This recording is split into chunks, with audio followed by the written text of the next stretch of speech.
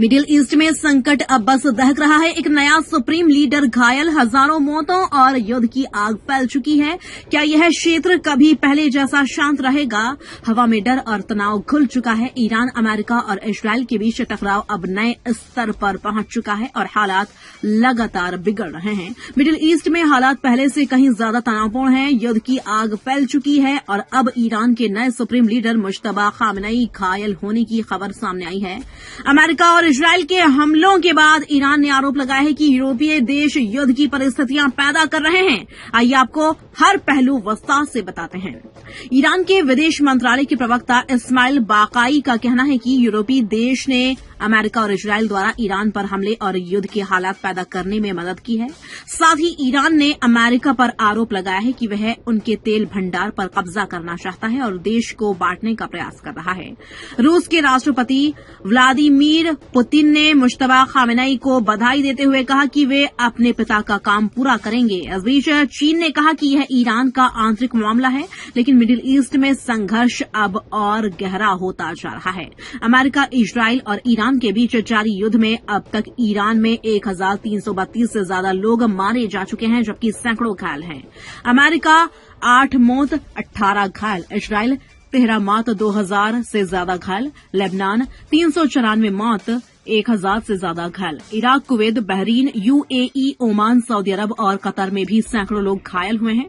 Saudi अरब में हुए missile हमले में किसी भारतीय नागरिक की मौत नहीं हुई, लेकिन एक घायल व्यक्ति का इलाज चल रहा है। विदेश मंत्री एस जयशंकर के अनुसार अब तक 67,000 भारतीय नागरिक मिडिल ईस्ट से सुरक्षित लौट चुके हैं।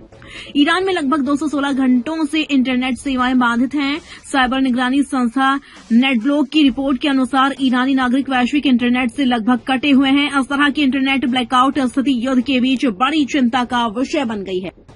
इराक के एरबिल इंटरनेशनल एयरपोर्ट के पास ड्रोन हमला रोका गया। वहीं बगदाद में भी कई ड्रोन हमलों की कोशिश की गई। इजरायल ने दक्षिणी लेबनान के आवासीय क्षेत्रों में सफेद फास्फोरस का इस्तेमाल किया, जो एचआरवी के अनुसार अंतर्राष्ट्रीय मानवीय कानून का उल्लंघन है।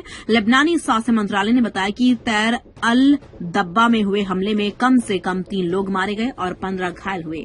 ईरान की शक्तिशाली एक्सपीडिएंसी काउंसिल के प्रमुख सादिक लारीजानी ने मुश्तबा खामेनेई का समर्थन किया। उन्होंने कहा कि मुश्तबा की नियुक्ति युद्ध के दौरान जनता की पीड़ा को कम करने में मदद करेगी। साथ ही ईरान ने विदेशों में रहने वाले सरकार विरोधी नागरिकों को चेतावनी दी है कि अगर वे देश के दुश्मनों की मदद करते हैं तो उनकी संपत्ति जब्त की जा सकती है। मिडिल ईस्ट में युद्ध की आग लगातार फैल रही है। हर तरफ मौत, जख्म और राजनीतिक उथल पुथल का माहौल है। अमेरिका, इजरायल, यूरोप और ईरान के बीच तनाव चरम पर है।